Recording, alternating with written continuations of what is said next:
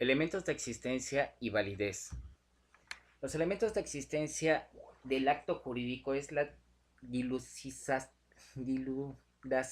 de los elementos del propio acto, y estos se realizarán a continuación bajo los postulados teóricos de Vaqueiro y Buenrostro en el año 2011. Estos autores consideran que los elementos de existencia son aquellos que son indispensables para que se produzcan dichos efectos jurídicos, de tal manera que basta la ausencia de uno solo de ellos para que no se constituya el acto. El consentimiento, objeto y solemnidad. El consentimiento es la declaración de voluntades concordantes, aunque también puede ser unilaterales, por lo que mínimamente deben existir la manifestación de una sola voluntad. Así la voluntad podrá ser unilateral, como es la donación, bilateral como contrato laboral, y plurilateral, que es subarrendamiento. La manifestación de voluntad. El objeto es la creación de un vínculo obligatorio consistente en deberes jurídicos y derechos subjetivos, así como el objeto del contrato es la cosa de que el obligado debe o no debe hacer o dar.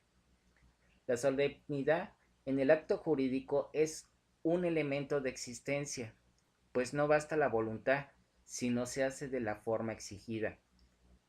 2. Manifestación de la voluntad. La manifestación de la voluntad en el acto jurídico debe de ser externa y corresponder a la voluntad real. El acto jurídico es la actuación de la libertad en el ámbito del derecho, claro. Es decir, propone una manifestación de la voluntad encaminada a obligarse libremente. Dicho de otras palabras, es limitar su propia libertad. Obviamente, la libertad y la voluntad tienen como límites las propias normas del derecho. La voluntad como elemento del acto jurídico debe de reunir tres requisitos. 1. La manifestación debe de tener la intención de producir efectos de derecho. 2. Que la intención se dirija a producir un vínculo obligatorio con una persona determinada. 3. Que la norma jurídica reconozca los efectos deseados por el autor o autores del acto. El objeto directo del acto jurídico consiste en la creación, modificación, transmisión o extinción de una obligación, entendido en su aspecto activo, como derecho subjetivo, o en su aspecto pasivo, como deber jurídico, que dan origen a un estado jurídico o relación. El objeto indirecto del acto jurídico, también llamado como materia de contrato, lo constituye la cosa que el obligado debe entregar o el hecho de que debe hacer o no hacer. Son las cosas o servicios que son de materia de las obligaciones. El objeto del acto jurídico no es otra cosa que la obligación de cada parte y lo que cada una de ellas se ve obligado a dar, hacer o no hacer, formando con ello el objeto de obligación. Únicamente puede ser objetos del acto jurídico las cosas que existan en la naturaleza y sean determinadas o no determinables en cuanto a especie, aunque aún no se haya producido, siempre y cuando sea posible de producirse en el futuro.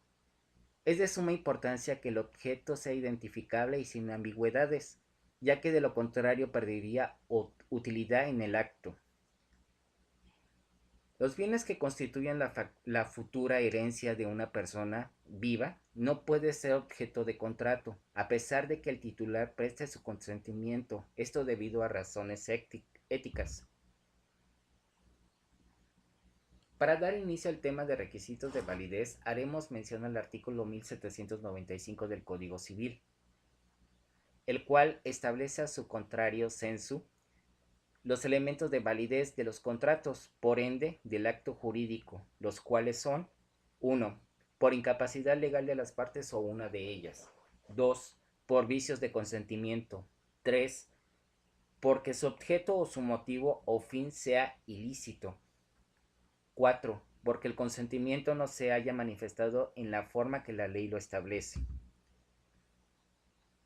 Definición de cada uno de ellos: por la incapacidad legal o de las partes o de una de ellas. Esto refiere a que si una de las personas o las partes carezca de personalidad jurídica o de los derechos suficientes para dar validez al contrato, como pueden ser los menores de edad, los enfermos mentales, los discapacitados, etc. 2. Por vicios de consentimiento. Este refiere a que el consentimiento expreso por las partes no debe de tener ninguna clase de vicios que nulifique la existencia del mismo, como puede ser el error, en este caso el dolo y la violencia. Mejor dicho, de otras palabras, exigir con violencia o una amenaza de cumplimiento o la firma de algo. 3. Porque su objeto o su motivo o fin sea ilícito, se hace referencia al motivo o fin que el contrato tenga. Esto es que éste debe ser lícito o apegado a las leyes y reglamentos vigentes. Este es un ejemplo muy claro. En la compra-venta de droga, este puede contener todos los elementos necesarios de validez, pero el motivo o fin definitivamente es ilícito, debido a que obviamente las drogas no están regularizadas o autorizadas por las leyes. Otro ejemplo sería los comerciantes, la mayoría hace compra-venta ilícita. 4.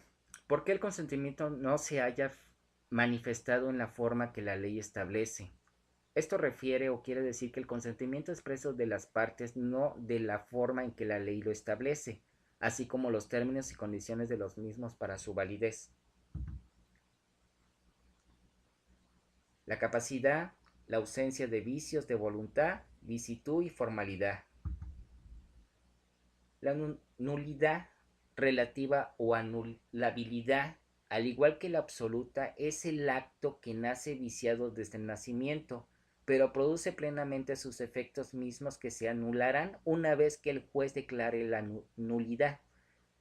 Solo puede ser invocada por las personas en cuyo favor la establece la ley y es susceptible de convalidarse por confirmación o por prescripción. Cuando el acto es nulo, es cuando afecta una norma de orden público y es vulnerando a toda la sociedad, no tiene ningún efecto jurídico. La capacidad del acto jurídico hace referencia a que la voluntad le otorga a una persona capaz de obligarse ante la ley, en otras palabras, que posea la capacidad de ejercicio. Esta capacidad se distinguen en dos clases, que es la capacidad de goce y la capacidad de ejercicio. Por ejemplo, Luis sufre de discapacidad, pero éste decidió vender sus tierras a un familiar. Como Luis sufre de discapacidad, no puede obligarse por sí mismo.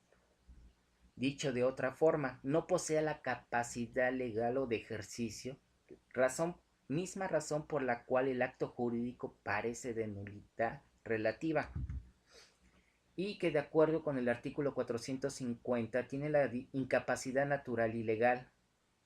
Los que son los menores de edad, los mayores de edad disminuidos o perturbados en su inteligencia, aunque tengan intervalos lúcidos, y aquellos que padezcan alguna afección originada por enfermedad o deficiencia persistente de carácter físico, psicológico o sensorial, o por la adicción a sustancias tóxicas como el alcohol, entre otras, drogas y entre otras. La ausencia de vicios de la voluntad. Para que un acto jurídico sea completamente válido, se requiere que la voluntad de las personas no haya sido influida o afectada de ninguna forma, esto es, que no haya ningún vicio de la voluntad en el acto. Como mencionábamos anteriormente, los vicios de voluntad son error. Hay dos tipos de error, el de derecho y el de hecho. El error obstáculo y el error nulidad e indiferente. El dolo sobre el artículo 1815 del Código Civil. Mala fe, violencia, artículo 1819 del Código Civil. Y lesión en el artículo 17 del Código Civil. Por ejemplo, Grecia y José tuvieron relaciones sexuales sin protección, de lo cual derivó a un embarazo no deseado. Cuando el padre de Grecia se enteró, se enojó mucho, razón por la cual tomó su pistola y se dirigió a la casa de José, donde le dijo a éste que si no se casaba con su hija lo mataría. Accedió el pobre José sin más remedio. Empero, como, como en este acto jurídico hay violencia, el matrimonio padece de nulidad relativa, como este tipo de ejemplo pueden apreciar en el caso ya sea de vender o comprar. La licitud. La licitud es, en el acto jurídico se refiere a que éste tenga un fin, motivo, objeto y condición que no contradigan la ley, basado en el artículo 1830 del Código Civil. Por ejemplo, Len tiene un pequeño negocio de productos para deportistas. Para que a él le quede más ganancia hace su pedido por internet, pero para ello él tiene que pagar por anticipado el producto. Entonces Len hace el pago correspondiente al mismo. En el momento de la entrega del producto se le entrega solamente la mitad, a pesar de que él ya había pagado. Con el objeto del acto jurídico es ilícito. Este padece de nulidad absoluta, razón por la cual Len no podrá reclamar nada legalmente. Otros ejemplos serían la venta de una casa ajena, contraer un segundo matrimonio sin haber disuelto el primero, vender terrenos ajenos. Ejemplo, Concepción le compró un terreno a Santa Ana para poder regalárselo a su hija Luisa. Se llevó a cabo el papeleo correspondiente, pero al ver el señor Santa Ana que Luisa tenía el terreno abandonado, el señor Santa Ana lo que hizo volvió a vender más barato y sin tanto papeleo a Fernando. Con la ayuda de un abogado, Luisa recupera el terreno, pero como el objeto del acto jurídico es ilícito, este padece de nulidad absoluta, razón por la cual Fernando no podrá reclamar nada legalmente, aun, aun, aunque éste no lo supiera. Formalidad. Se concibe como la manera en la que se debe de manifestar o exteriorizar el consentimiento para la realización de dicho acto y que éste sea válido. Dicho en otras palabras, consiste en que la declaración o manifestación de la voluntad se produzca en la forma que la ley establece, como es en la doctrina mexicana, derivado en tres formas: solemnes, formales y consensuales. Ejemplo para los mismos: Oscar, como es un hombre de 65 años, sin esposa e hijos, decide dejarle su casa a su hermana, pero esto solamente se lo dice de palabra, no hace ningún trámite o procedimiento correspondiente ante lo establecido por la ley. Por lo tanto, su voluntad no se cuenta o no se encuentra dentro de la forma en la que se requiere o requiere la ley. Entonces este acto padece de nulidad relativa.